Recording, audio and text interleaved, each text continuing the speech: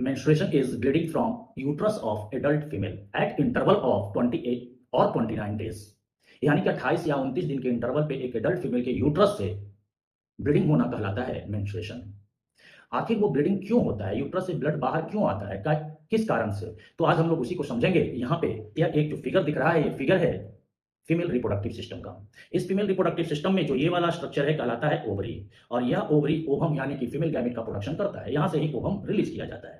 जब ovum release किया जाता है, फर्टिलाइजेशन होगा, जाइगोट बनेगा, जाइगोट को नरिश किया जाता है इस चैम्बर में, और ये चैम्बर कहलाता है यूट्रस। इसी को हम लोग कुंभ के नाम से भी जानते हैं। ये यूट्रस जो है हम लोग का सबसे पहला घर होता है, यानी कि जो हमारी लाइफ जीवन शुरू हुआ है इसी घर से शुरू हुआ है। अब इस यूट्रस को ओवरी के साथ जोड़ने के लिए एक ट्यूब दिख रहा होगा, जिस ट्यूब को कहा जाता है फैलोपियन ट्यूब।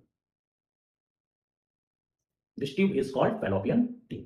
यहां पे गौर कीजिएगा, जब ओवरी से ओवम रिलीज किया जाता है तो उस ओवम को इस फैलोपियन ट्यूब के द्वारा कलेक्ट किया जाता है और लेकर आ जाया जाता है इस जगह पे। जिस समय ओवरी से ओवम रिलीज करवाया जाता है उसी दौरान यह ओवरी एक हार्मोन सेक्रेट करता है, एस्ट्रोजेन, जिसे हम लोग कहते हैं फीमेल प्राइमरी सेक्स हार्मोन। वह एस्ट्रोजेन चला आता है यूट्रस के पास, और यूट्रस को कहता है कि आपके पास एक मेहमान आने वाले हैं। वो मेहमान कौन होगा? तो जाइगोट होगा। अब मेहमान आने वाले हैं तो उस मेहमान की खातिरदारी करने के लिए उसकी खाना पीना का व्यवस्था किया जाता है, और वो खाना पीना के रूप में जो यूट्रस है, इस यूट्रस के इनर वॉल पे जिसे हम लोग कहते हैं इंडोमेट्रियम, वह प्रोलिफरेट करना शुरू कर देता है, यानी कि उसके ऊपर में ब्लड कैपिलरीज का फॉर्मेशन हो जाएगा, और इसे हम लोग प्रोलिफरेटेड इंडोमेट्रियम कहते हैं। ये ब्लड कैपिलरी जो बना है ये भोजन के रूप में बना है। जो जाइगोट आएगा उसको नरिश किया जाएगा। अब कहता है कि अब इधर से मेल गैमेट पहुंचेगा फैलोपियन ट्यूब में। अगर मेल गैमेट पहुंचा तो फर्टिलाइजेशन होगा और जाइगोट बनेगा।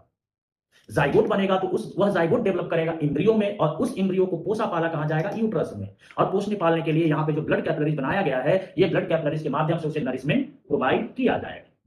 ये नॉर्मली होता है फीमेल के अंदर। लेकिन कहता है कि अगर मेल गैमेट नहीं पहुंचता है तो ये फर्टिलाइज भी नहीं करेगा। यानी कि अगर मेल गैमेट यहां नहीं पहुंचेगा तो फर्टिलाइजेशन नहीं होगा, फर्टिलाइजेशन नहीं होगा तो जाइगोट भी नहीं बनेगा, और जब जाइगोट नहीं बनेगा तो यहां पे खाएगा।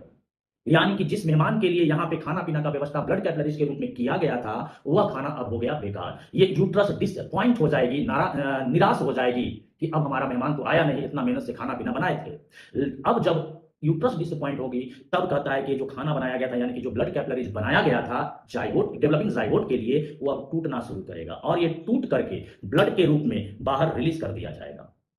इसे हम लोग कहते हैं मेंस्ट्रुएशन, या ये है मेंस्ट्रुअल फ्लो।